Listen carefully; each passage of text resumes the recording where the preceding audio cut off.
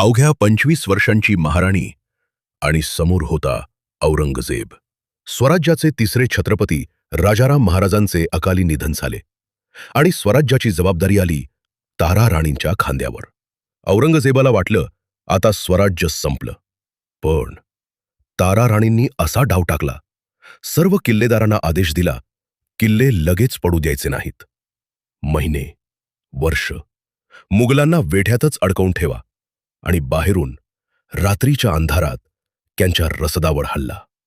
अन्न कापलं, पुरवठा तोडला. लाखोंची फौज असूनही मुघल किल्ला जिंकू शकत नव्हते. पण खरी चाल अजून बाकी होती. पावसाळा आला की मुघलांसोबत वाटाघाटी करायच्या, मोठी रक्कम घ्यायची आणि तीच रक्कम स्वराज्याच्या खजिन्यात. मग मुघलांनी किल्ल्यावर रसद भरली की मराठे किल्ला पुन्हा जिंकायचे. असे करत तब्बल 7 वर्ष तारा राणींनी औरंगजेबाला झुंजवत ठेवलं आणि ज्यानं स्वराज्य संपवायचं ठरवलं होतं त्याला शेवटी याच मातीत अंत पाहावा लागला. काय तुमच्या ओळखीत अशी तरुणी आहे का जी परिस्थितीसमोर चुकत नाही? तर ही रील तिला नक्की पाठवा. जय शिवराय.